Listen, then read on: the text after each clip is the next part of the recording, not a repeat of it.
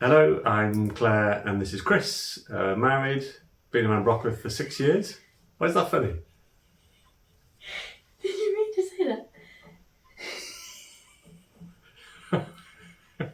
Do you know what you said? This is Claire, I'm Chris. Idiots.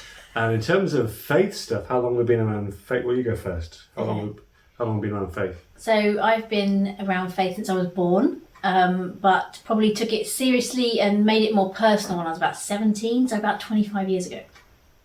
Same for me. I think being around church all my life, raised in the commitment, the sort of the religion of going to church every Sunday, but only really in the last 10 to 15 years has it become a choice thing, an adult choice thing that I've decided actually, this is for me.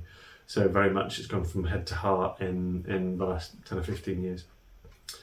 In terms of what it means to us, again, what does having a faith mean to you? I think having a faith is sort of the bedrock of my life, I guess. It's always been there, but it's definitely a choice to have it there. I haven't just adopted it because it was there when I grew up. It's something that I really cling to and have needed a lot over all the years of my life. I think I said to somebody recently, actually, if it turned out that God didn't exist and none of it was real, it's still a way I would have chosen to live my life. I wouldn't regret any of it. It's been something that has been just fundamental, really, to kind of keeping me afloat at times, and just gives me so much hope and joy and love and all the good stuff I feel like comes from my faith.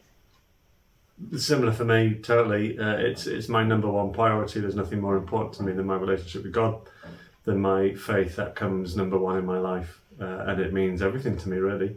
Be lost without it. The importance of hope in this day and age, when you look around you, I look around and just see so much hurt, so much brokenness, so much division, so much hate.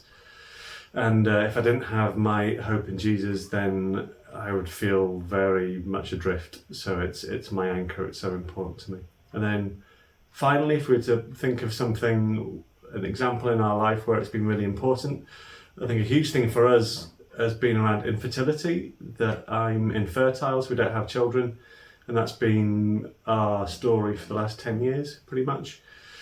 And so having a faith has played into that massively, not just for us personally finding our way with that and helping answer any questions and just having a God to look up to with our questions and our whys and our wonderings, but also helping and comforting others as well. It's because of our faith, because of our hope, because of our belief that this is not the best that's to come. There is more to come, that we can draw alongside so many other people as well and share our story and help them. So that for me is really important. Yeah, and it's given us something bigger beyond it. Things like childlessness really can become all-consuming, and you can really feel like you're left out and sort of excluded from a lot of society, really. And when you have something like a faith that's so much bigger than that, it helps you see the bigger picture, which allows you to have space to help others, but also be kind to yourself and understand that it's not everything. There are bigger things, and it doesn't always feel that way, but it's been such an important thing to keep coming back to.